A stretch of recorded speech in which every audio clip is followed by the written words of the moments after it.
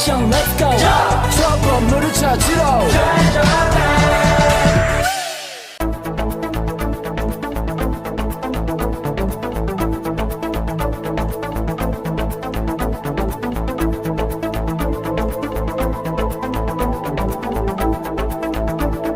Assalamualaikum warahmatullahi wabarakatuh. Kami dari kelompok 6 akan mempresentasikan hasil diskusi kami mengenai terobosan kebijakan dalam mengatasi pencemaran polusi. Sebelumnya, izinkan kelompok kami memperkenalkan diri terlebih dahulu.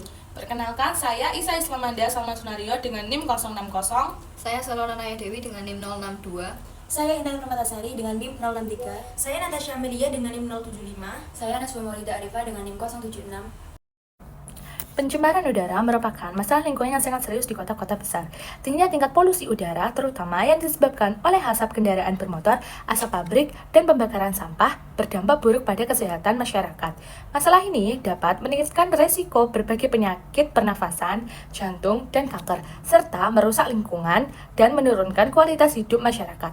Tanpa adanya tindakan penanganan yang tepat, masalah ini akan semakin memburuk dan memberikan dampak negatif yang lebih luas bagi kesehatan masyarakat. Apa sebab permasalahan tersebut? Yang pertama, emisi dari kendaraan bermotor. Pembakaran bahan bakar fosil seperti bensin dan solar dalam mesin kendaraan menghasilkan polutan berbahaya, seperti karbon monoksida, nitrogen oksida, partikulat halus, dan hidrokarbon. Semakin banyak kendaraan bermotor, semakin tinggi tingkat emisi polutan yang dilepaskan ke udara. Yang kedua, aktivitas industri. Proses produksi di berbagai industri seperti pabrik dan pembangkit listrik dapat melepaskan polutan dalam bentuk gas, buang, debu, dan bahan berbahaya lainnya ke udara. Emisi dari aktivitas industri merupakan salah satu penyebab utama pencemaran udara. Yang ketiga, pembakaran sampah dan material organik. Pembakaran terbuka dari sampah, daun, atau material organik lainnya dapat menghasilkan asap dan partikulat yang mencemari udara. Aktivitas pembakaran sampah dan material organik ini dapat berkontribusi pada peningkatan polusi udara. Kebijakan-kebijakan yang dilakukan oleh pemerintah yaitu yang pertama, Undang-Undang Nomor 26 Tahun 2007 tentang pemerintah melakukan penataan tata guna lahan dan pengembangan sistem transportasi publik yang lebih baik untuk mengurangi kemacetan dan emisi kendaraan. Yang kedua, Undang-Undang Nomor 32 Tahun 2009 tentang perlindungan dan pengelolaan lingkungan hidup. Pemerintah mewajibkan industri memiliki izin lingkungan dan menerapkan teknologi pengendalian pencemaran udara. Yang ketiga, Peraturan Pemerintah Nomor 41 Tahun 1999 tentang pengendalian pencemaran udara. Pemerintah melarang praktik pembakaran terbuka sampah, limbah, dan material organik di area tertentu.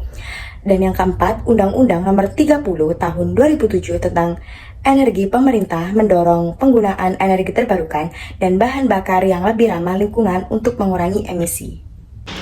Kendala pelaksanaan kebijakan yang pertama yaitu kendala penegakan hukum dan pengawasan seperti kesulitan dalam mengawasi kepatuhan terhadap peraturan baik untuk kendaraan maupun industri. Keterbatasan sumber daya pemerintah dalam melakukan inspeksi dan pemantauan secara menyeluruh. Yang kedua yaitu resistensi dari masyarakat dan juga industri seperti kebiasaan dan perilaku masyarakat yang sulit diubah, terutama terkait praktik pembakaran sampah, keengganan industri untuk berinvestasi dalam teknologi pengendalian pencemaran karena biaya yang tinggi. Dan yang terakhir yaitu keterbatasan infrastruktur dan anggaran seperti keterbatasan infrastruktur uji emisi, pengisian daya kendaraan listrik, serta pengelolaan sampah di beberapa daerah dan keterbatasan anggaran pemerintah untuk mengembangkan infrastruktur transportasi publik yang memadai. Peningkatan efisiensi energi di sektor industri dengan pemberian insentif bagi industri yang menerapkan teknologi hemat energi dan pengolahan limbah gas. Pengembangan program sertifikasi industri hijau untuk mendorong penerapan praktik produksi bersih dan penguatan pengawasan dan sanksi bagi industri yang melanggar baku mutu emisi. Yang keempat, pengelolaan sampah yang komprehensif dengan implementasi sistem pengumpulan, pengolahan, dan daur ulang sampah secara terpadu, pembatasan pembakaran sampah, dan mendorong metode pengolahan yang lebih ramah lingkungan. Pemberian insentif bagi masyarakat dan industri yang menerapkan konsep 3R yaitu reduce, reuse, dan recycle. Yang terakhir yaitu peningkatan keterlibatan masyarakat dalam pemantauan dan pelaporan dengan pengembangan aplikasi atau platform daring untuk memudahkan masyarakat melaporkan insiden pencemaran udara.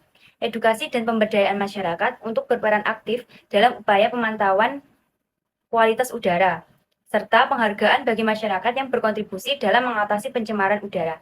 Demikian presentasi dari kelompok kami. Apabila ada kesalahan dan kekurangan mohon dimaafkan. Wassalamualaikum warahmatullahi wabarakatuh.